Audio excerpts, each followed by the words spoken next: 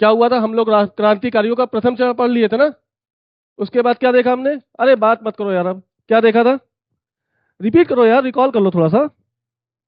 याद नहीं किसी को? चलो, आज देखो क्या करना है। विदेशों में क्रांतिकारी आंदोलन देखो। जब अंग्रेजों ने भारत में क्रांति का दमन करना शुरू किया, क्रांतिकारियों का, तो कुछ लोग क्या रह गए। जैसे अलीपुर षड्यंत्र केस याद है किसी को? क्या था वो? अलीपुर षड्यंत्र केस का किससे संबंधित है? नहीं, अली वो मुजफ्फरपुर बम कांड है मेरे भाई। अलीपुर षड्यंत्र लास्ट क्लास में पढ़ा है। अरे यार, वो जलियांवाला बाग है भाई। अलीपुर षड्यंत्र केस के तहत 34 लोगों को अरेस्ट किया गया था, जिसमें अरविंद घोष भी शामिल थे। और सबको कहां भेजा गया अरविंद घोष को? मॉन्डले जेल। मॉन्डले जेल कहाँ है? बर्मा में। वहां भेजने के बाद उनको कुछ समय के बाद रिहा कर दिया गया, और उन्होंने क्या कर लिया? संन्यास ले लिया। इस अलीपुर षड्यंत्र केस। हाँ मेरे भाई। फिरोजपुर की बात कहाँ की अभी? अलीपुर। मलिकतुल्ला पार्टी। मलिकतुल्ला पार्टी बंगाल में है। हाँ। हाँ। हाँ। इससे इससे जुड़े थे, ठीक है, मलिकतुल्ला पार्टी से जुड़े हुए थे वो। ठीक है। अच्छा अच्छा। चलो, अलीपुर सैन केस के पास क्या हुआ? कई सारे क्रांतिकारियों को बंद किया गया, कुछ को रिहा किया गया। जो रिहा हुए वो भारत में क्रांति को बंद करके कहाँ चले गए? विदेशों में। जिनमें से हम किसके किसके नाम जानते हैं? विदेशों में किसने किसने क्रांतिकारी आंदोलन फैलाया? वो तो बहुत दूर की बात है, प्रथम चरण की बात करो। कोई नाम बताओ। मैडम भीखाजी कामा, ये कहाँ थी? ये फ्रांस चली गई, फ्रांस से जर्मनी चली गई, और जर्मनी में स्टुटगार्ट में 1907 में उन्होंने क्या फहराया? पहली बार झंडा फहराया। फिर और दो चार बताओ। जैसे लाला हरदयाल। लाला हरदयाल कहाँ गए? America, San Francisco. और किसकी स्थापना की उन्होंने? गदर पार्टी की स्थापना कब हुई? 1 नवंबर 1913 में। इसी तरह से श्यामजी कृष्ण वर्मा का नाम सुना होगा। ये कहाँ चले गए? ये लंदन चले गए, और लंदन में इंडियन सोशोलॉजिस्ट नामक पत्रिका निकाली, और इंडिया हाउस की स्थापना की। ये इंडिया हाउस क्या था? ये इंडिया हाउस वो था जब भारत से क्रांतिकारी जब यूके पहुंचते थे, तो उनको एक हॉस्टल की सुविधा प्रदान की गई। इंडिया हाउस किससे संबंधित है? श्यामजी कृष्ण वर्मा। इंडियन सोशोलॉजिस्ट किससे संबंधित है? श्यामजी कृष्ण वर्मा। ये कहां पर है? ये क्रांतिकारी आंदोलन में शामिल है, लेकिन भारत में नहीं है, बल्कि कहां पर है? ब्रिटेन में। इसी तरह से मैडम भीखाजी कामा और लाला हरदयाल। तो आज हम क्या पढ़ेंगे? विदेशों में क्रांतिकारी आंदोलन। और आज ही पढ़ेंगे क्रांतिकारी का दूसरा चरण। चलो शुरू करते हैं। देखो,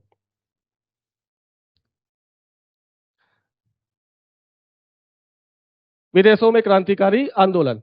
देखो, भारतीय राष्ट्रीय क्रांतिकारियों ने विदेशों से सहायता प्राप्त करके स्वतंत्रता को प्राप्त करने का प्रयास किया। आप चाहे भारत में रह रहे हो चाहे विदेशों में, उद्देश्य क्या है सबका? क्रांतिकारियों का उद्देश्य क्या है? भारत को ब्रिटिश की चंगुल से निकाल लेना, ठीक है। और ये क्रांतिकारी आंदोलन अचानक से नहीं फटा है। कब से चल रहा है ये? लास्ट क्लास में चर्चा हो चुकी है। क्रांतिकारियों का पहला चरण कब से स्टार्ट हुआ? हाँ बोलो बोलो। वो तो ठीक है, उसके पहले भी क्या छुटपुट क्रांतियां हुई हैं? किसी एक इंडिविजुअल ने उठाया हथियार और मार दिया, ये चल रहा था कि नहीं चल रहा था? 1857 की क्रांति को तुम कैसे जोड़ रहे हो? वो भी तो एक क्रांति है ना। इसके पहले क्रांतियां हुई हैं। हुई हैं। सत, मतलब 18वीं शताब्दी, सॉरी 17वीं शताब्दी के अंतिम दशक से लेकर और 19वीं शताब्दी के प्रथम दूसरे दशक तक कौन सा आंदोलन का चरण है ये? क्रांतिकारियों का प्रथम चरण क्या? हाँ, ये सब आंदोलन हो रहे हैं ना। किसी ने हथियार उठाए हैं ना। तो अगर हथियार उठाए तो वो आंदोलन कैसा हो गया? क्रांतिकारी। लेकिन 1920 के बाद जब क्रांतिकारियों का दूसरा चरण आएगा, तब हम कुछ परिवर्तन देखेंगे। किसमें? चरण का पहला चरण और दूसरे चरण में क्या होगा? कुछ परिवर्तन होगा। जैसे पहले चरण के क्रांतिकारी कैसे आंदोलन कर रहे हैं? खुद उठ के, अकेले, व्यक्तिगत आंदोलन। लेकिन 1920 के बाद संगठित होगा, ठीक है। जैसे एचआरए की स्थापना होगी, कौन करेगा एचआरए की स्थापना? एचआरए की स्थापना कौन करेगा? 1924 में सचिन सान्याल, और एक और है। बढ़िया बढ़िया, एक और है जिसने स्थापना की है। सचिन सान्याल और योगेश नाथ चैटर्जी। ठीक है, इन 1924 में कहां बनेगा एचआरए? एचआरए की स्थापना कहां होगी? हिंदुस्तान रिपब्लिकन एसोसिएशन की स्थापना कहां होगी? कानपुर में।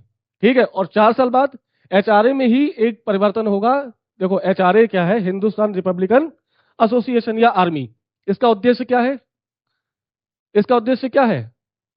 आंख के बदले आंख, आदमी जान के बदले जान। लेकिन 4 साल के बाद जब एचआरए चेंज इनटू एचएसआरए, तब इसकी विचारधारा क्या हो जाएगी? परिवर्तित हो जाएगी, और भगत सिंह इससे जुड़ेंगे। एचएसआरए का मतलब S for S S S socialist, Hindustan socialist Republican army या एसोसिएशन। अब देखो इसकी, इस संगठन में क्या विचारधारा आ गई? समाजवाद। समाजवाद क्या कहता है? समाजवाद क्या कह रहा है? और आजादी होने के बाद, भारत जब आजाद होगा तो सत्ता किसके हाथों में? समाजवाद क्या कह रहा है? समाजवाद कह रहा है कि आजाद भारत के बाद सत्ता किसी केंद्रीकृत लोगों के हाथों में नहीं होगी, बल्कि किसान और मजदूरों के हाथों में होनी चाहिए। आजादी का केंद्र कौन होना चाहिए? कौन केंद्र बिंदु? किसान और मजदूर। ये विचारधारा कब आई? 1928 एचएसआरए की स्थापना के बाद। ये एचएसआरए कहां बना? ये सब क्वेश्चन पूछे गए। एचआरए की स्थापना कहां हुई? कानपुर। 1924 9 अगस्त 19 अक्टूबर 1924 में एचआरए की स्थापना हो गई। 4 साल बाद एचएसआरए बना। एचएसआरए कुछ नहीं है, एचआरए का ही नया नाम है। ये कहां बना? नहीं, दिल्ली के फिरोजशाह कोटला में। ठीक है, इससे कौन जुड़ेंगे? इससे भगत सिंह जुड़ेंगे और इससे चंद्रशेखर आजाद भी जुड़ेंगे। फिर उसके बाद क्या होगा? यही एचएसआरए के लोग, जिनमें से भगत सिंह भी हैं और बटुकेश्वर दत्त भी है, वो कहां जाके अटैक करेंगे? बम बम फोड़ेंगे सेंट्रल लेजिस्लेटिव असेंबली में। और फोड़ने के बाद वो खुद अपने आप को क्या करा लेंगे? अरेस्ट करा लेंगे, और अरेस्ट करा के जेल के अंदर जाकर विचार का प्रसार किया जाएगा। वहां पर इश्तिहार होंगे, वहां पे पेपर छपेंगे, और पेपर के माध्यम से जेल के अंदर बैठे बैठे भगत सिंह अपनी विचारों को कहां फैलाएंगे?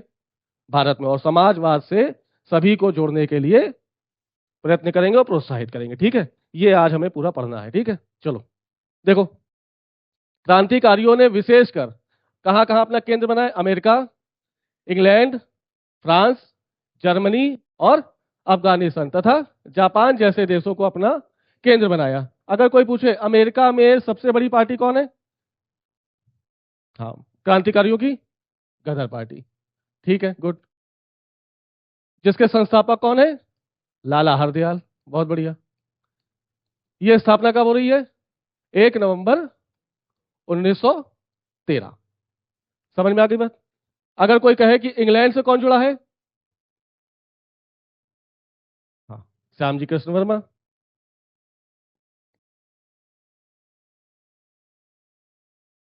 ठीक है, ये बताओ, फ्रांस और जर्मनी? मैडम भीकाजी कामा। इनको क्या कहा गया है? मैडम भीकाजी कामा को क्या कहा गया?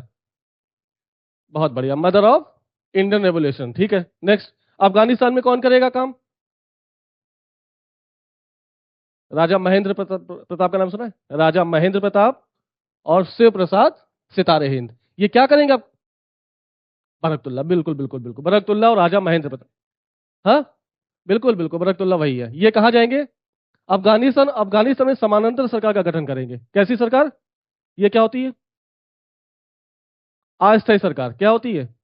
यहां से विचार आएगा कि भारत जब आजाद होगा तो हम किस प्रकार के शासन स्वरूप को अपनाएंगे। ये सबसे पहले कौन बता रहा है? अफगानिस्तान में एक अस्थायी सरकार की स्थापना करके कौन कर रहा है?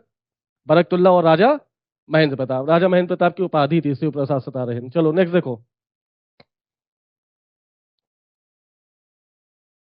फिर देखो लंदन। अब देखो लंदन में कुछ इंपॉर्टेंट चीजें हैं, वो याद कर लेना। यहां पर कौन है? श्याम जी कृष्ण वर्मा ने 1905 में, इंपॉर्टेंट है, किसकी स्थापना की? Indian home rule society. ये होम रूल क्या है? अगर आपसे पूछे होम रूल का पहला शब्द कहां आया, किसने यूज किया? आयरलैंड। आयरलैंड में कौन? Ramon Ramon Tutu. Ramon Tutu ने सबसे पहले इस होम रूल की शब्द की बात की। होम रूल क्या है? स्वशासन। कैसा? अंग्रेजों से शासन लेकर किसके शासन किसको करना है? स्वशासन, भारतीयों का शासन। जब शासन कौन कर रहा है? अंग्रेज। किस पर कर रहे हैं? नीतियां कौन बना रहा है? तो फिर हमारा क्या फायदा, हमारा क्या होगा? शोषण होगा ना। शोषण से निपटने के लिए हम क्या करेंगे? अब हमें स्वशासन की मांग उठाएंगे। और जो कहां से उठ के आई है? आयरलैंड से। किसने? रेमंड टूटू ने उठाई। उसी को हमने कहां से आत्मसात किया? किसके द्वारा? बाल गंगाधर तिलक और एनी बेसेंट। किसकी होम रूल पहले बनी? किसकी होम रूल ज्यादा प्रसारित थी? Annie Besant. एनी बेसेंट का होम रूल का हेडक्वार्टर कहाँ है? अडियार, मद्रास के अडियार में। और बाल गंगाधर तिलक का? पुणे। चलो ठीक, याद है तुम लोग को। फिर देखो, श्याम जी कृष्ण वर्मा ने लंदन से एक समाचार पत्र, जिसका नाम क्या है? इंडियन सोशोलॉजिस्ट, इसके माध्यम से क्रांति के प्रसार की बात उन्होंने की। और लंदन में जितने भारतीय हैं उनको जोड़ने का प्रयास किया। किससे? इंडियन होम रूल किससे? सोसाइटी से। ठीक है। गतिविधियों को आगे बढ़ाने का प्रयास जारी रखा। इन्होंने भारतीयों के लिए एक इंडिया हाउस, ये सब फैक्ट है, याद रखना। इंडिया हाउस क्या है? इंडिया हाउस कहां बना? पहली बात, लंदन। किसने बनाया? श्याम जी कृष्ण ने। कहां बनाया, कब बनाया? 1905। इसका उद्देश्य क्या है? 6 में। इसका उद्देश्य क्या है? इसका उद्देश्य क्या है? जो भी भारतीय क्रांतिकारी लंदन जा रहा है वहां पर उनको हॉस्टल की सुविधा प्रदान करना और इंडियन होम रूल सोसाइटी से जोड़ने का प्रयास करना। ठीक, चलो नेक्स्ट देखो। जब लंदन में इसके कार्यों की आलोचना की जाने लगी, तब ये लंदन से कहां चले गए? जब श्याम जी कृष्ण वर्मा के Indian home rule society, India socialist और इंडिया हाउस की आलोचना की जाने लगी और कहा जाने लगा कि ये अंग्रेजों के खिलाफ क्या कर रहे हैं? षड्यंत्र कर रहे हैं। उसकी आलोचना के बाद ये श्याम जी कृष्ण वर्मा कहाँ चले जाएंगे?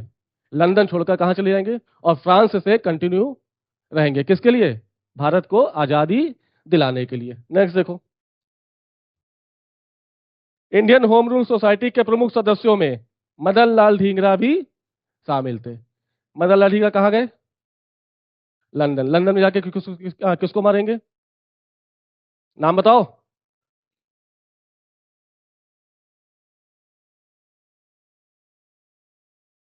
Colonel valley. कर्जन वैली की हत्या किसने की? कब की? 1909 में। ये कहाँ चले गए? ये 1907 में मदन लाल ढींगरा पहुंचेंगे कहाँ? लंदन। और लंदन में इंडियन होम रूल सोसाइटी से जुड़ जाएंगे और षड्यंत्र करेंगे किसको मारने का? कर्जन वायली। ये है कौन?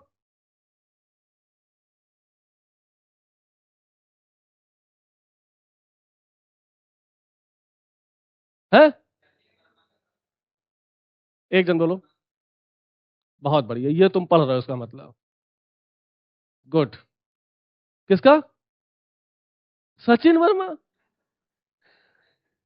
भारत सचिव का सलाहकार यार, ये बोलो। सचिन वर्मा भारत सचिव। भारत सचिव के सलाहकार है और इनके कार्य बड़े खराब हुए, जिससे खुन्नस कौन खाएगा? मदन लाल ढींगरा साहब। और 1909 में जाकर इसकी हत्या लंदन में जाके करेंगे। ठीक है, तो मदन लाल ढींगरा किससे संबंधित है? Indian home rule society. Next देखो। अरे यार तुम लोग भारत सचिव को सचिन वर्मा काहे बोल रहे हो मेरे भाई? अनर्थ कर दिया तुमने। नेक्स्ट देखो। अमेरिका। अमेरिका में क्या हुआ? अमेरिका में भीकाजी कामा ने क्रांतिकारी आंदोलन को बढ़ाने का प्रयास किया। ये किसकी सहयोगी है? ये श्याम जी कृष्ण वर्मा की सहयोगी है। ये क्या करेंगे देखो। ये भारत छोड़कर अंग्रेजों के खिलाफ लड़ने के लिए अमेरिका आ गई तथा सोहन सिंह भकना के साथ जुड़ गई। ये सोहन सिंह भकना कौन है? बहुत बढ़िया, गदर पार्टी के संस्थापक सदस्यों में से एक। एक लाला हरदयाल और दूसरे सोहन सिंह भकना। इनके क्या हो गया? इनसे सहयोगी बन गई और इन्होंने 1907 में कहां पर? जर्मनी के स्टुटगार्ट में आयोजित अंतरराष्ट्रीय समाजवादी सम्मेलन में तिरंगा फहराया। तो पहली बार विदेशों में जाकर तिरंगा फहराने का श्रेय किसको? कहां पे फहराया? जर्मनी के स्टुटगार्ट में। कब फहराया?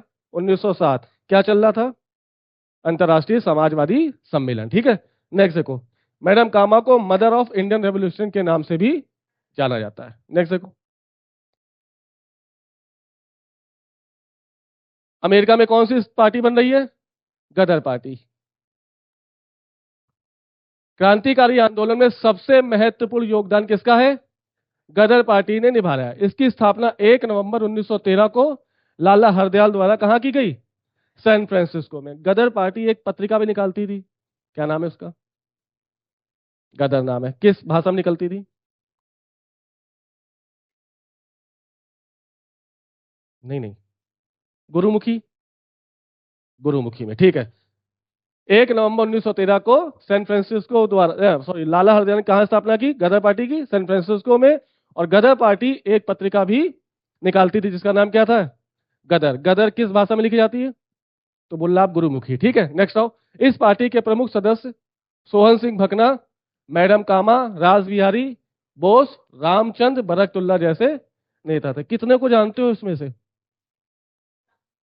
जानते किसी को नहीं? इनका नाम नहीं सुना? कौन है ये?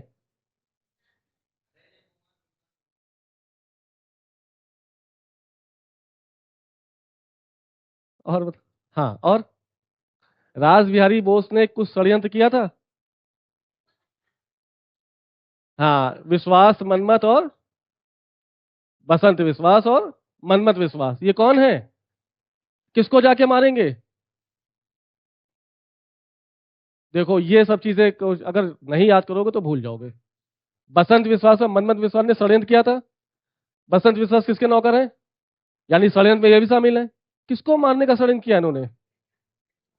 Lord Hardinge, 1912। लेकिन वो बच गया दुर्भाग्य से। और कौन मर गया? हार्डिंग की बीवी कौन है, क्या नाम है? नहीं, वो तो उसमें अलग थे, वो तो मुजफ्फरपुर बम कांड में हुआ। रास बिहारी बोस, विश्वास, मनमत विश्वास और बसंत विश्वास ने बम फेंका किस पर? होर्डिंग। कब फेंका? 1912। वो बच गया, लेकिन कौन मरा? होर्डिंग की बीवी, उसका नाम क्या है? अरे यार भाई साहब, मैरी, ठीक है। चलो, गदर पार्टी ने युगांतर नामक प्रेस की स्थापना की तथा गदर नामक पत्रिका का संपादन किया। क्या हुआ? मैरी ना होता। इस दल को अमेरिकी सरकार द्वारा अवैध घोषित कर दिया। किसको? युगांतर और गदर को। क्योंकि प्रथम विश्व युद्ध के दौरान अमेरिका ब्रिटेन के खेमे में शामिल हो गया। देखो, पहले गदर चल रहा था। गदर पार्टी कहाँ चल रही है? 1 नवंबर 1913 में इसकी क्या हो गई? स्थापना। तब तक स्थिति ठीक थी। प्रथम विश्व युद्ध शुरू कब हुआ? 1914। खत्म कब हुआ? 15 और 16 के बीच ऐसी स्थिति बन गई कि ब्रिटेन के खेमे में कौन शामिल हो गया? अमेरिका। जैसे ही अमेरिका ब्रिटेन के खेमे में शामिल हुआ, दोनों के बीच कैसी हो गई? दोस्ती हो गई। अब ब्रिटेन के खिलाफ कुछ काम करोगे तो रोक लगाओगे? इस तरह से गदर पार्टी वहां पर क्या हो गई? पूरी तरह से बंद हो गई। वजह क्या है? गदर पार्टी के बंद होने का कारण कोई पूछे तो क्या बताओगे? प्रथम विश्व युद्ध में अमेरिका ब्रिटेन के खेमे में मिल गया, जिस कारण गदर पार्टी का अंत हो गया। नेक्स्ट देखो।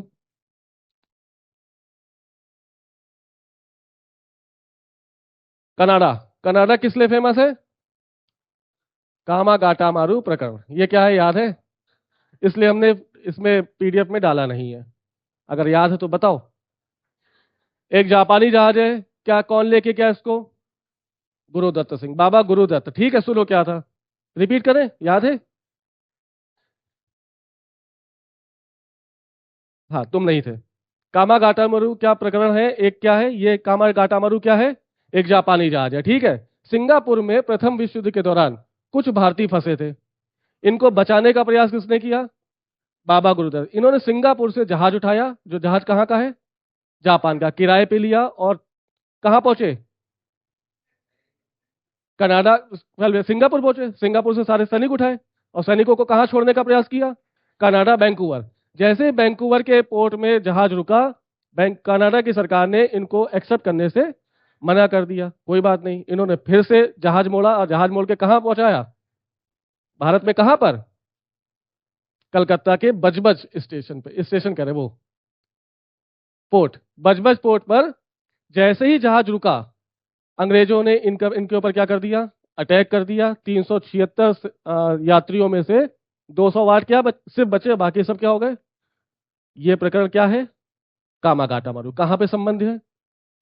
कहाँ से संबंधित है? कनाडा। कब हुआ ये? 1914। क्यों हुआ? क्योंकि कुछ सैनिक कहाँ फंसे थे? सिंगापुर। इनको उठाकर कहाँ ले जाना था? कनाडा के वैंकूवर में। वैंकूवर याद रखना, ठीक है। यहां पर जहाज जैसे पहुंचा, कनाडा की सरकार ने इनको एक्सेप्ट करने से मना कर दिया। जहाज फिर मुड़ा और कलकत्ता के बजबज में आके रुका। लेकिन वहां पर अंग्रेजी सेना पहले से तैयार थी और क्या चलने लगी, गोलीबारी, और कई सारे सैनिक बेचारे शहीद हो गए। ठीक है, अफगानिस्तान में क्या हुआ, अफगानिस्तान में एक व्यक्ति है राजा महेंद्र प्रताप तथा बरकतुल्ला ने यहां पर ब्रिटिश शासन के खिलाफ संघर्ष जारी रखा। इन्होंने काबुल में एक अस्थायी सरकार की स्थापना की। तो जैसे भारत में क्रांतिकारी आंदोलन है वैसे ही विदेशों में भी चल रहा है, कोई ना कोई चला रहा है। ठीक है, इनको पैसे कौन दे रहा है, कैसे, बोलो ना, डकैती और लूटमार। अब ये प्रथम चरण की बात खत्म हो गई, अब क्या, कौन सा शुरू होगा, अब क्रांतिकारियों का दूसरा चरण। देखो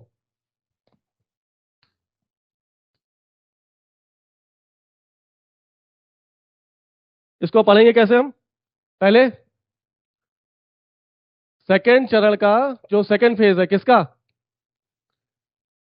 क्रांतिकारियों का, इसका परिचय। ठीक है, फिर दूसरा देखो इसके उदय के कारण, इस आंदोलन की विशेषताएं तथा प्रथम चरण तथा द्वितीय चरण में अंतर, स्वतंत्रता संग्राम में इसकी भूमिका। आज का क्लास यहीं तक है, प्रमुख क्षेत्र और प्रमुख गतिविधियां तथा भगत सिंह गांधी जी के विचारों की तुलना ये कल करेंगे। समझ में आ गई बात, कैसे कैसे पढ़ना है। सोचो अगर यूपीएससी का भी क्वेश्चन पूछेगा तो कैसे पूछेगा, क्रांतिकारियों से क्वेश्चन पूछा गया है, मेंस में पूछा गया। अब जब देखोगे तभी पता चलेगा क्या पूछा है। और इस पे विवाद भी हुआ 2013 में, यूपीएससी ने क्या लिखा, क्रांतिकारी आतंकवाद। हाँ, और इस पे क्या हुआ था, विवाद, और यूपीएससी को झक मारकर इसको डिलीट करना पड़ा। हालांकि कई किताबें अभी भी क्या लिख रही हैं, क्रांतिकारी आतंकवाद। ये आतंकवाद था, आंदोलन है ना, गतिविधियां है ना, इसको आप कैसे आतंकवादी कह सकते हैं। जिन्होंने अपने देश के लिए शहीद हो गए, जान न्यौछावर कर दिया, उनको आप क्या लिख रहे थे, अनर्थ हो गया था ना। क्योंकि कुछ इतिहासकारों ने इसको लिखा है, क्या लिखा है, क्रांतिकारी आतंकवाद, और यूपीएससी ने गलती से या जो भी हो एज इट इज 2013 के क्वेश्चन में ये शब्द लिख दिया था। काफी चर्चा हुई थी। ठीक है, 2013 में। चलो आतंकवादी नहीं छोड़ना है, तुम्हें क्या लिखना है, क्रांतिकारी आंदोलन या क्रांतिकारी गतिविधियां। क्या पूछेगा सोचो मेंस में, प्री तो याद हो जाएगा ना कि बरकतुल्ला कहां से संबंधित है, महेंद्र प्रताप कहां से। मेंस का क्वेश्चन बनाने की कोशिश करो इस पे, अभी देखेंगे, अभी देखें। बताओ क्वेश्चन बनाओ, उद्देश्य और सीमा। चलो और बताओ। हाँ, अगर वो डीप जाके पूछेगा ना तो ये पूछेगा क्रांतिकारियों का प्रथम चरण और द्वितीय चरण के प्रमुख समानताएं तथा अंतर पर चर्चा कीजिए। कहाँ थे भाई साहब, नमस्कार, आइए आइए आइए, स्वागत है आपका। कहाँ थे, है, अच्छा कहीं गए थे।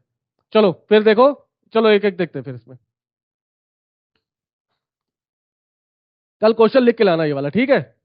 परिचय देखो, क्रांतिकारियों, क्रांतिकारी गतिविधियों का दूसरा चरण कब से शुरू हुआ, 20वीं शताब्दी में, हाँ तीसरे शतक, यानी 1900।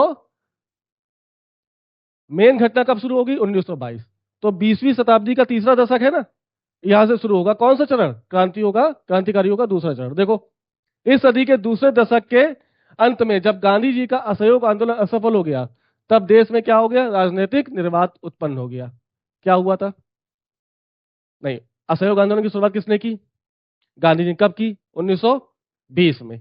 आंदोलन जैसे ही शुरू हुआ, भारत के सभी वर्ग क्या हो गए इसमें जुड़ गए, चाहे वो मध्यम वर्ग हो, चाहे महिलाएं हो, चाहे पुरुष हो, चाहे युवा हो, चाहे छात्र हो, चाहे वकील हो, चाहे सरकारी नौकर हो। सबने अपनी अपनी नौकरियां छोड़ दी, अपनी शिक्षा छोड़ दी। युवा छात्र अपने कॉलेज छोड़ गए और कैसे शामिल हो गए, यानी एक हुजूम इकट्ठा हुआ कहां पर, गांधी के पीछे पीछे। सब इकट्ठा, सबने अपना सब कुछ दांव पे लगा दिया और ये लग रहा था कि अब आजादी मिल जाएगी। अचानक से क्या घटना घटी, चौरी चौरा कांड। 5 फरवरी 1922 को अचानक से चौरी चौरा, कहां पर है चौरी चौरा, गोरखपुर में, वहां पर कुछ गांधी के अनुयायियों ने किस पर अटैक कर दिया, पुलिस चौकी पर। और पुलिस चौकी पर अटैक करने के बाद वह गतिविधि कैसी हो गई, हिंसक हो गई। गांधी है कैसे, जैसे उनको पास खबर आई कि चौरी चौरा में हिंसक घटना घट गई, गांधी ने रातों रात क्या किया, असहयोग आंदोलन की रद्द करने की घोषणा कर दी। कब की? चौरी चौरा के बाद 12 फरवरी। कौन सा प्रस्ताव? किस प्रस्ताव में कहा कि आज से असहयोग आंदोलन समाप्त? जो बताएगा उसको 51 रुपए। बारदोली प्रस्ताव में पहली बार स्वीकार किया गया कि आज से असहयोग आंदोलन की समाप्ति हो रही। अब बताओ, रातों रात एक आंदोलन से जुड़े हुए कई लोग रातों रात क्या हो गए? आंदोलन विहीन हो गए। कोई भी विचारधारा आप काम नहीं कर रहे। जो कॉलेज से बच्चे कॉलेज छोड़ के चले आए, आंदोलन कूद गए, भारत को आजाद कराने के लिए प्रयासरत हैं, वो क्या करेंगे अब? तो पूरे भारत की राजनीति में क्या हो गया? एक वैक्यूम डेवलप हो गया। अब लोगों को करने के लिए कुछ बचा नहीं। क्या होगा? क्या होगा? गांधी के विचारों से मोह भंग हो गया युवाओं का। युवा क्या करेंगे? हथियार उठाएंगे। और यहां से क्रांतिकारी आंदोलन का दूसरा चरण शुरू हुआ। कोई तात्कालिक कारण पूछे आंदोलन के दूसरे चरण की तो बता दोगे क्या है? यही है, चौरी चौरा के बाद असहयोग आंदोलन का वापस होना, जिसके बाद युवा क्या हो गए? खाली हो गए। उनके पास कोई विचारधारा नहीं थी। आंदोलन से जुड़े रहने के पीछे उनके पास कोई भी तर्क नहीं बचा था। अब क्या करेंगे? हथियार उठा लेंगे। ठीक है, तो असहयोग आंदोलन की वापसी की घोषणा कब की गई? बारदोली प्रस्ताव। याद रखना, इस निर्वात को भरने के लिए, राष्ट्रीय आंदोलन को गतिशील बनाए रखने के लिए फिर युवा आगे आगे युवा आएंगे तो क्या है? हथियार उठाएंगे ही उठाएंगे। देखो नेक्स्ट, युवाओं ने विभिन्न क्रांतिकारी समूहों की स्थापना करके देश और विदेश दोनों जगहों से आंदोलन जारी रखा। कैसे रखा? देखो कारण, देखो क्रांतिकारी आंदोलन का कारण दूसरे चरण का, किस वजह से आंदोलन की शुरुआत हुई? तो आंदोलन का मुख्य लक्ष्य क्या है? ब्रिटिश साम्राज्य को जड़ से उखाड़ फेंकना था, भारत को आजादी दिलाना। उदारवादी तथा उग्रवादी और प्रथम चरण के क्रांतिकारी आंदोलन यह नहीं कर पाए। देखो क्या था, क्रांतिकारी आंदोलन का प्रथम चरण शुरू हो गया था। कब से? कब से?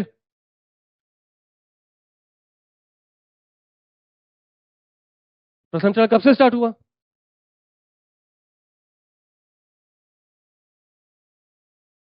17वीं शताब्दी के अंतिम दशक से। और कब तक रहा? 19वीं शताब्दी के 2 दशक तक। ठीक है, इस आंदोलन के बावजूद भी उनका उद्देश्य क्या है? उनका उद्देश्य भारत को आजाद कराना है। क्या आजाद करा पाए? इधर कांग्रेस की स्थापना कब हो गई? 1885। 1885 से लेकर 1905 तक कांग्रेस किसके हाथों में है? उदारवादियों के। क्या उदारवादी अपनी मंशा पूरी कर पाए? उदारवादियों से सत्ता कहां चली गई? उग्रवाद कब तक रहा? 1905 से 1919। क्या ये अपने उद्देश्यों को पूर्ति कर पाए? नहीं कर पाए। सबसे मोह भंग हो गया। किसका?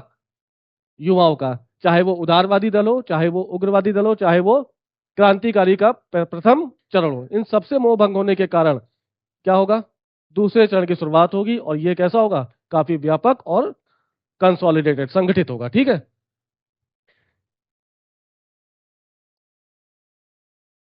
देखो इसका राजनीतिक कारण क्या है। कांग्रेस की उपलब्धियों से देश के युवा संतुष्ट नहीं। कांग्रेस की उपलब्धि मतलब चाहे वो उदारवादी हो और चाहे वो उग्रवादी हो, इनकी जितनी भी नीतियां थी, इन इन नीतियों से युवाओं के मन में क्या था? एक व्यापक असंतोष था। इस असंतोष का परिणाम क्या निकला? लोग, युवा क्या हो गए? क्रांति में कूद गए। देखो, यह असंतोष और अधिक तीव्र हुआ जब गांधी ने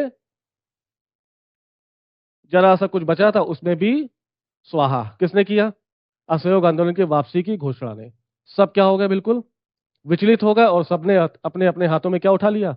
हथियार। देखो, 1922 के बाद भारत की राजनीति में निर्वात उत्पन्न हुआ। इस निर्वात को भरने के लिए भारत को एक आंदोलन की आवश्यकता हुई। अच्छा, कोई पूछे गांधी का जो विचार है आंदोलन को लेकर वो कैसा है? नहीं, वो तो सबको पता है। बताओ।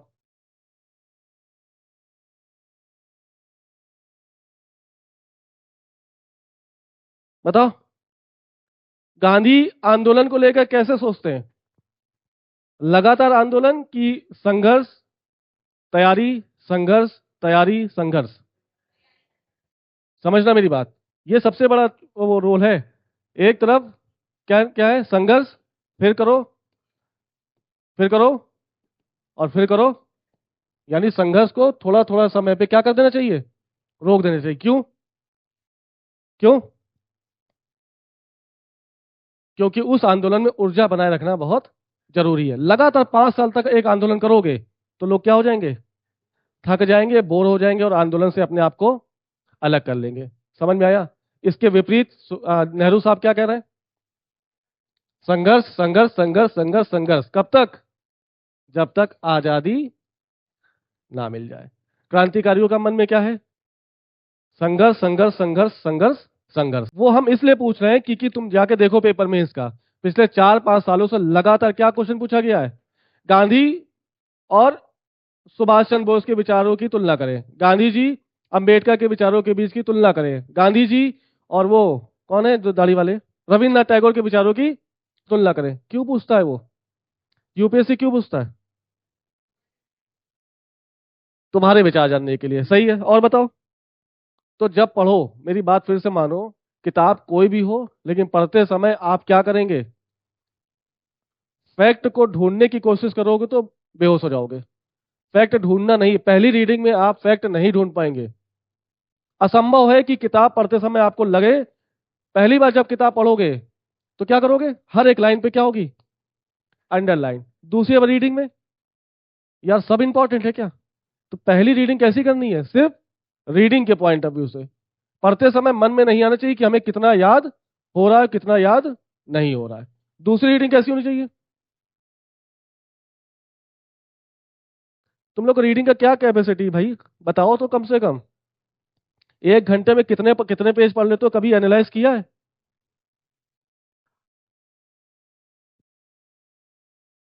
और हम क्या बोल रहे हैं, क्या इस दुनिया में ऐसा कोई है, तुम्हें 19 × 5 कितना होता है, 19 × 6, 19 × 7, 19 × 8, ये आज याद है ना? एक पड़ाव ऐसा भी होगा जीवन का जब 19 × 5 क्या लगता होगा, हाय भगवान। 19 × 3, जब कक्षा 4 या 5 में होगे तब 19 का पढ़ा कैसा था, फिर कैसे याद हो गया, लगातार लगातार लगातार। और तुम लोग सोचो यूपीएससी की तैयारी एक बार में हो जाए, संभव है? समझ नहीं रहो, ये सब चीजें तुम लोग के लिए क्या है, हर्डल्स हैं। ना किताब उठा रहे हो, ना रिवीजन कर रहे हो, कल की क्लास का रिवीजन नहीं हो रहा है। क्या हो क्या रहा है, कहाँ हो, क्यों नहीं हो रही पढ़ाई है? बिजी लाइफ है भाई तुम लोग की, गलत बात है। 12 अक्टूबर आने वाला है, 26 मई वाला किसी तुम्हें देना, सिर्फ तुम्हें देना है, दोगे? नहीं नहीं, 26 मई, ए सॉरी यूपीएससी वाला कब है, मई जून, 25 मई, फिर देना है तुम्हें। बाकी बाकी 12 अक्टूबर, हाथ खड़ा करो एक बार, जरा शकल देखे फिर से एक बार, खड़ा करो 12 अक्टूबर के लिए हाथ, हाथ खड़ा करो। 12 अक्टूबर तेज करो, थोड़ा बेइज्जती करने का मन कर रहा है। खड़े, एक और थोड़ा ऊपर, खड़ा करो। तुम नहीं दोगे, नहीं दोगे, मम्मी कसम खाओ नहीं दोगे, फिर तुम बताओ, हाथ खड़ा करो। बेइज्जती करनी, हाँ वही तो, क्यों नहीं हो रही पढ़ाई? अरे ये गलत बात है भाई। अरुण ने नहीं दिया, अभी तो लड़का है ये बिल्कुल, अभी चूजा है ये। पढ़ा कुछ भी तो, लेकिन वो मजा नहीं आ रहा ना। टेस्ट के लिए किसके मुंह से निकला फिर से, देखना तुम टॉप नहीं करोगे। हाँ तुम टॉप नहीं करोगे। अरे भाई कुछ करो यार, ऐसा कुछ करो, कुछ भी करो लेकिन पढ़ाई का मन लगाओ मेरे भाई, मामला खराब हो जाएगा, सच बता रहे हैं। ऐसे ऐसे टाइम बीतते चले जाएंगे, मई में इतनी गर्मी होगी पढ़ नहीं पाओगे, जून चला जाएगा, जुलाई बरसात, अगस्त बरसात। एक कम से कम टाइम टेबल बना लो, सब बेहोशी है। उसके बाद जो होमवर्क दिया, क्या उसके आगे बढ़े तुम लोग? लो, अब ये भी हम क्लास 2 में हो, पेपर तुम्हें पास करना है कि हमको पास करना है? तुम तो बेहोश हो गए हो 5 दिन के गैप में, तुम्हारी स्थिति फिर से वही डामाडोल हो गई है। समस्या है ये, खुद समस्या समझो क्या समस्या है। 5 दिन ना आने के बाद तुम्हारे अंदर पता नहीं क्या आ गया है। टेस्ट नहीं लेंगे, और टेस्ट लेंगे तो तुम्हें नहीं बैठने टेस्ट में, समझ लेना। तुम कब पढ़ोगे भाई?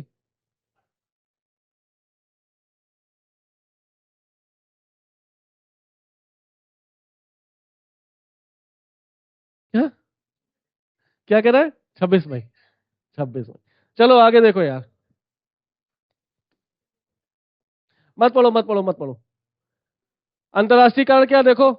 1917 में रूसी क्रांति का सफल होना। 1917 में कौन सी क्रांति हो रही है? रूसी। और रशिया ब्रिटेन से स्वयं को अलग कर ले रहा है। बंधुत्व और समाजवाद की विचारधारा कहां से आ रही है? यहां से। इसके बाद लगा कि जब रशिया जीत सकता है तो हम क्यों नहीं। रूसी क्रांति है कैसी? हिंसक या हिंसक? हिंसक है। हथियार उठाए गए, लोगों ने एक दूसरे को मारा। हिंसा है तो हिंसा से जुड़ेगा कौन? क्रांतिकारियों के मन में किसके लिए ज्यादा भावनाएं प्रबल हो जाएंगी? रूसी क्रांति। यानी उन जो दूसरा चरण क्रांतिकारियों का, वो किससे प्रभावित है? बोल्शेविक क्रांति या रूसी क्रांति?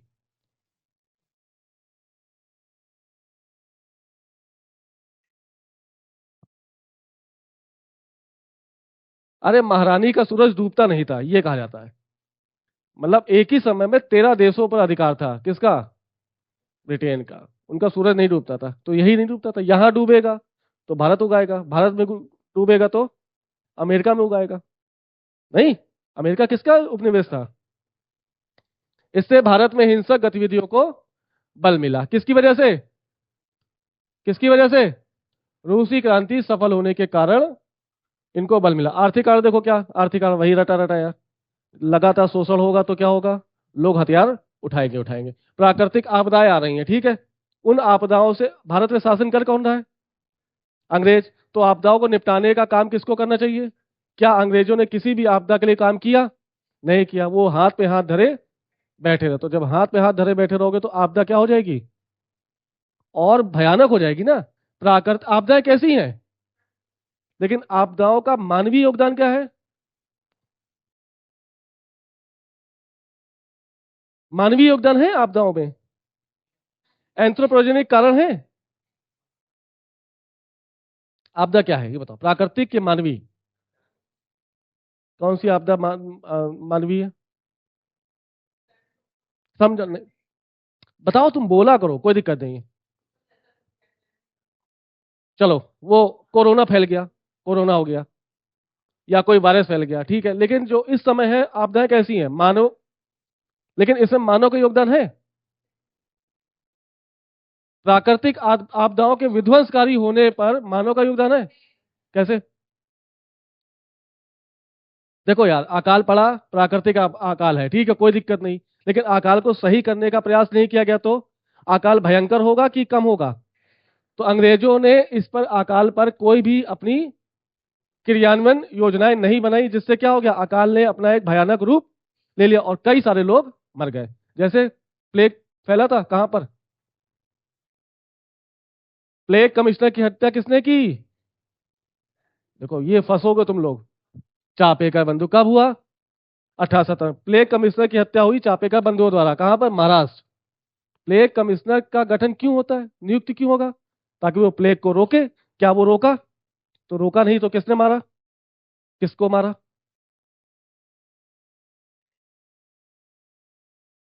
रैंड और आयरस्ट, ठीक है, गुड। एमस्ट। चलो, तुम्हें याद है, सही है। अंग्रेजों की नेक्स्ट देखो। अंग्रेजों की शोषणकारी नीति और प्रथम विश्व युद्ध। कैसी नीति है? चाहे वो भू राजस्व नीति हो, चाहे वाणिज्यवादी नीति हो, चाहे कोई भी नीति हो अंग्रेजों की नीति का मुख्य उद्देश्य क्या है? सिर्फ और सिर्फ भारतीयों का शोषण करना। और उसके बाद क्या हो गया? सोने पे सुहागा, प्रथम विश्व युद्ध। प्रथम विश्व युद्ध में जितने भारत के संसाधन है वो सब कहाँ चले गए? सब ब्रिटेन चले गए, सब ब्रिटेन वालों ने यूज कर लिए। अब जैसी आर्थिक स्थिति खराब हुई, उससे और दयनीय स्थिति प्रथम विश्व युद्ध ने बना दी। क्या होगा इससे? क्या होगा इससे? लोग हथियार उठाएंगे। देखो लॉर्ड बेकन के अनुसार, देखो एक कथन है, ये इंपॉर्टेंट है। क्या लिखा है उन्होंने? अधिक आर्थिक दरिद्रता तथा असंतोष क्रांति को जन्म देते हैं। ये स्टेटमेंट कहीं भी यूज कर सकते हो। ये स्टेटमेंट क्या बिल्कुल क्रांतिकारी आंदोलन के सेकंड चरण पर इंप्लीमेंट नहीं हो रहा है? बैकन क्या कह रहे हैं? बैकन देखो क्या कह रहे हैं, आर्थिक दरिद्रता और दोनों चीजें कहां पर हैं? भारत में है ना। यानी सेकंड जो क्रांतिकारियों का दूसरा चरण है, उसके पीछे का मुख्य उद्देश्य क्या था? भारत किससे जूझ रहा है? भारत किससे जूझ रहा है और किससे असंतोष है? इन दोनों के कॉम्बिनेशन ने किसको जन्म दे दिया? क्रांति को। ये किसका कथन है? ये जाके कहीं भी कोट कर लेना, ऐसे वैसे में नंबर मिल जाएंगे। लॉर्ड बेकन कौन है? अंग्रेजी साहित्यकार और बहुत बड़े कवि। कहाँ के हैं? ब्रिटेन के। ठीक है, नेक्स्ट देखो।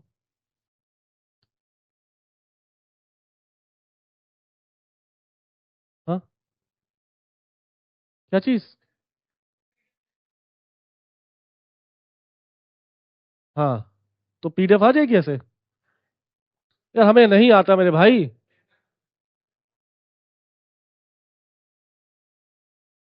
तो वो तो वैसे नहीं देखो तुम लोग। अरे भाई,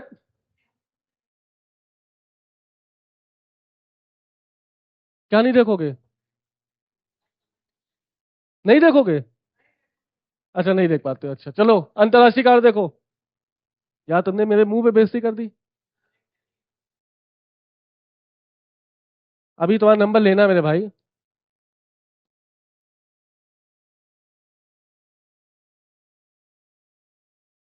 देखो विशेषता है, देखो इसकी। इस चरण के क्रांतिकारियों ने राजनीति के साथ साथ आर्थिक और सामाजिक स्वतंत्रता पर भी बल दिया। देखो ये अंतर है किसका? क्रांतिकारियों के प्रथम चरण और दूसरे चरण में सबसे महत्वपूर्ण अंतर क्या है?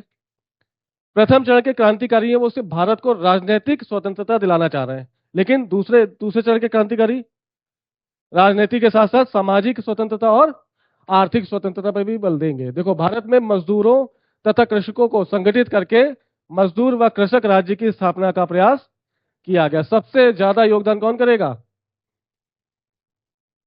भगत सिंह। ठीक है।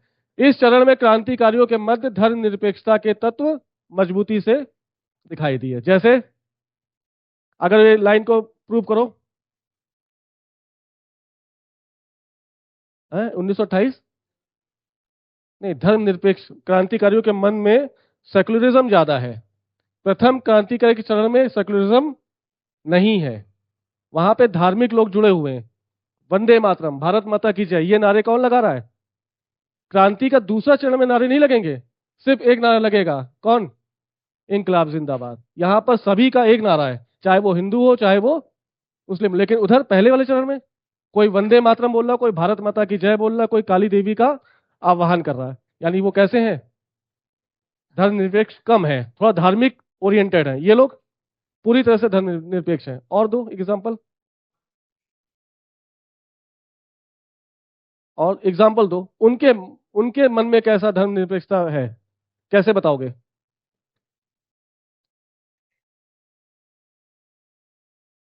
चलो ठीक है, और बताओ।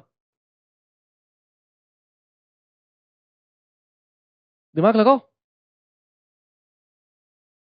यार।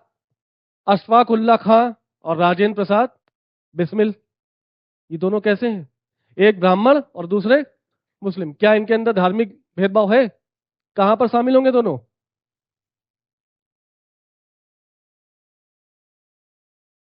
डूब मरो। संगीत, नाटक तथा जीवनियों के माध्यम से लोगों के मध्य राष्ट्रीयता की भावना जगाने का प्रयास किया गया। तीसरा देखो, चंदे और डकैती के माध्यम से गतिविधियों के लिए धन इकट्ठा किया गया। कौन सी डकैती हुई? काकोरी। 9 अगस्त 1925। यह घटनाक्रम कहां पर है? 9 अगस्त 1925। देखो काकोरी के बारे में थोड़ा समझ लो। सब कुछ हम ही समझाए है ना।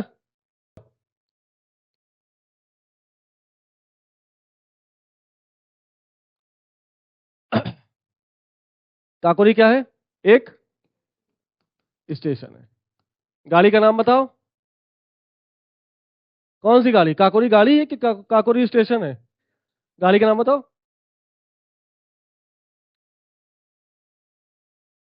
8 डाउन। ये गाड़ी सहारनपुर से लखनऊ जा रही थी। कहां से?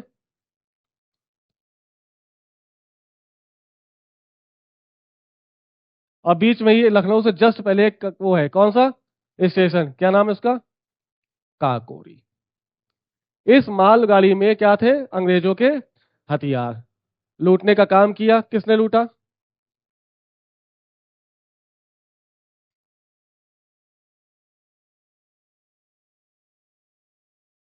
राजेंद्र लाहिड़ी। और?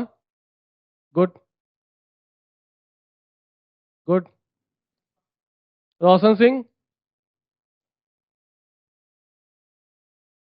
राम प्रसाद बिस्मिल। और? वो तो थे, फांसी नहीं हुई ना उनको। चंद्रशेखर भी तो थे, वो भाग गए। एक और बताओ जिसको फांसी हुई थी। ये यूपीएससी में पूछा गया है, इनको फांसी कहाँ दी गई, तो आप देंगे क्या? इनको कहाँ दी गई?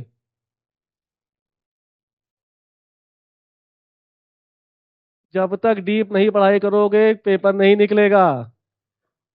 है?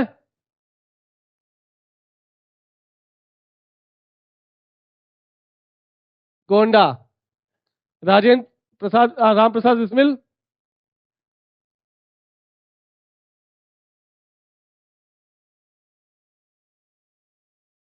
गोरखपुर। एक आदमी और थे, नाम नहीं याद आ रहा हमको यार। उनको फांसी दी गई नैनी जेल में। नैनी कहाँ है? ये जाके एक बार चेक कर लेना, एक व्यक्ति का नाम नहीं आया जिसको फांसी दी गई थी। काकोरी षड्यंत्र में 4 लोगों को फांसी की सजा दी गई, जिनमें से चंद्रशेखर आजाद भी थे, लेकिन वो क्या हो गए, फरार हो गए। राजेंद्र लारी है ना? ये रोशन सिंह भी हैं, बिस्मिल साहब भी हैं, और अशफाक उल्लाह। ठीक है, अशफाक उल्लाह खां को फांसी, ठीक है, यहाँ पे नैनी में दी गई। ये देख लेना एक बार, ठीक है। 4 लोगों को फांसी की सजा दी गई थी, किसके कांड में? काकोरी। काकोरी हुआ कब? 9 अगस्त 1925। कौन सी गाड़ी थी? 8 डाउनिंग ट्रेन। कहां से कहां जा रही थी? सहारनपुर से लखनऊ। उसमें क्या थे? हथियार भी थे और कुछ पैसे भी थे। ठीक है। हाँ, ठीक है, धन्यवाद। इस चरण के क्रांतिकारी धर्म से प्रेरित थे। आंदोलन में नारे कौन कौन से लगे? यह क्वेश्चन मेंस में लिखने को आएगा तो लिख नहीं पाओगे, बातें कर लो बस। आंदोलन के दोनों ने क्या लिखा? भारत माता की जय, वंदे मातरम और काली माता का आह्वान किया। ये वंदे मातरम किसने दिया था? ठीक है, देखो आंदोलन का स्वरूप क्या है। दूसरे चरण का आंदोलन का स्वरूप कैसा है? और प्रसिद्ध नारा, बस एक ही नारा, चाहे कोई भी क्रांतिकारी हो, नारा कौन सा दे रहा है? सुना है ना सबने, किसने दिया है? मोहम्मद इकबाल ने। ये तो पता है ना। इनकलाब का मतलब क्या है? इनकलाब का मतलब क्या है? क्लास 6 से पढ़ते आए हैं, है ना। इनकलाब जिंदाबाद, क्या होता है इनकलाब का मतलब? ना जानने की कभी कोशिश की? उर्दू शब्द है, क्या जरूरत है? बताओ इनकलाब का मतलब क्या? जिंदगी मजाक करेगी ना, बहुत दिक्कत होगी। हाँ, इनकलाब का मतलब बताओ। हंसने का मौका नहीं मिलेगा तब। इनकलाब का मतलब, हेलो, इसका मतलब होता है पूर्ण परिवर्तन, कंप्लीट चेंज। ठीक है। पहला चरण क्या कह रहा है? सिर्फ राजनीतिक स्वतंत्रता की मांग कर रहा ना, तो नारे कैसे हैं? लेकिन इनका क्या है? राजनीतिक, आर्थिक और सामाजिक स्वतंत्रता पूरी तरह से, क्या चाहिए हमको? Liberty, freedom. नारा कैसा परिवर्तन? भारत के शासन में पूर्ण परिवर्तन चाहिए। नारा कौन लगाएगा? इनकलाब जिंदाबाद। ठीक है, दूसरा देखो। ये कैसे, किस पर केंद्रित है? व्यक्तिगत हत्या और लूट। ये क्या कर रहे हैं? सरकारी संस्थानों व सरकारी संसाधनों को लूटना तथा अंग्रेजों को आर्थिक हानि पहुंचाना। नेक्स्ट देखो। इनकी विचारधारा वैदेशिक दर्शन से प्रभावित थी, यानी प्रथम क्रांतिकारी चरण की कोई भी विचारधारा नहीं है। वो कहां से एक्सेप्ट कर रहे हैं? वो चाहे यूके हो, चाहे यूएसए हो, चाहे इंग्लैंड हो चाहे जर्मनी हो, वो वहां की विचारधारा से प्रेरित है। जबकि इधर के देखो कैसी विचारधारा है, स्वयं की। जैसे जैसे जैसे भगत सिंह की विचारधारा कैसी है, समाजवादी।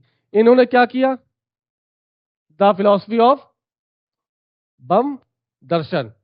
क्या बता रहे हैं, खुद अपनी विचारधारा प्रसारित कर रहा है, कहां पर, किसके बीच, भारतीयों के बीच। ये कौन है, ये कौन है,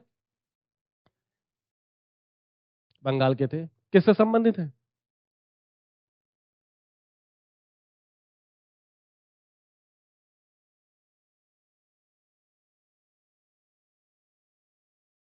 कौन सा, गुड, चटगांव। चटगांव शस्त्रागार पर लूट लिया पूरा, कौन सा, आर्म जो फैक्ट्री थी किसकी, अंग्रेजों की, उस पर लूट करने वाले नेता कौन है, मास्टर सूर्य सेन। प्राथमिक विद्यालय के टीचर थे, लेकिन किससे जुड़ गए, क्रांतियों से। ठीक है, चटगांव।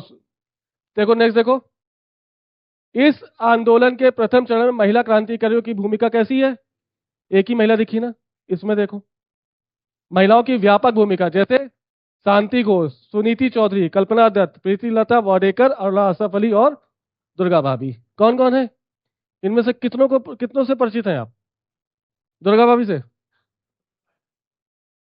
ये कौन है, अरुणा असफ अली।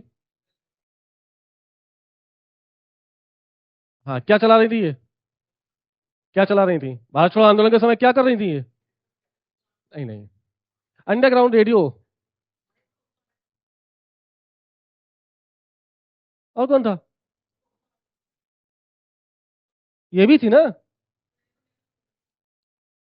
हाँ, तो भारत छोड़ो आंदोलन क्या एक जगह हुआ है, पूरे भारत में हुआ। हाँ, आंदोलन कर रही, लेकिन ये अंडरग्राउंड रेडियो स्टेशन से भी अपनी विचारों को प्रभाव, वो क्या करती थी, प्रसारित करती थी। जैसे उषा मेहता, ये लिखा है इसमें, नहीं लिखा, अरुणा असफ अली, उषा मेहता, और एक और बताओ, सुचेता कृपलानी। ये सब किससे संबंधित है, भारत छोड़ो आंदोलन। कितनी महिलाएं आ गई, यहाँ पर सिर्फ एक नाम दिख रहा है, यहाँ पे आपको दसियों नाम दिखेंगे। नेक्स्ट देखो, इस तरह के क्रांतिकारियों की मुख्य मांग क्या है, सिर्फ राजनीतिक स्वतंत्रता, बल्कि यहाँ पर राजनीति के साथ साथ समाजवाद भी और आर्थिक भी। ठीक है, देखो ये देखो, अंग्रेजों से आजादी चाहते थे, लेकिन आजादी के बाद का भारत कैसा होगा, ऐसा कोई विचार नहीं था इनके पास। यानी कोई भी इनके पास जो डिजाइन है या कोई भी आइडिया है, या भारत कैसे शासित होगा, इसका कोई भी विचार इनके पास नहीं था। बस आजादी करो, आजाद चाहिए, आजाद चाहिए, लेकिन आजादी के बाद क्या होगा, कोई विचार। यहां पे देखो, राजनीतिक, सामाजिक तथा आर्थिक स्वतंत्रता की मांग समाजवादी और मार्क्सवादी विचारधारा से ओतप्रोत होने के कारण इनके पास आजाद भारत के लिए एक स्पष्ट दृष्टि थी। कैसी दृष्टि, भारत कैसा होना चाहिए, अभी बात हुई है, मजदूर और कृषक राज।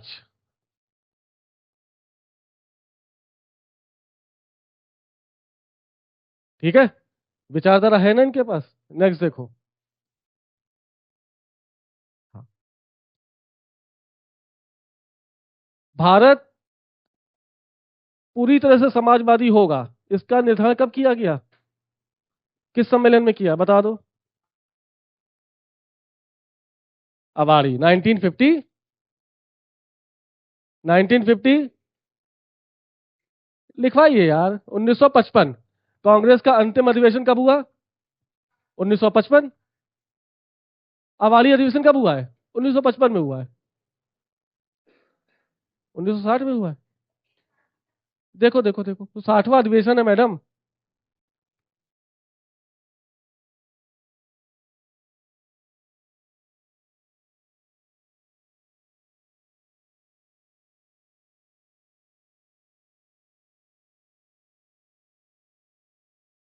तो 60वां अधिवेशन है ना, ईयर कब हुआ है, फिर 1955। हाँ, तो 1955 में ये कहा गया पूरी तरह से आखिरी से कि भारत की विचारधारा कैसी होगी, समाजवादी, याद रखना। नेक्स्ट देखो,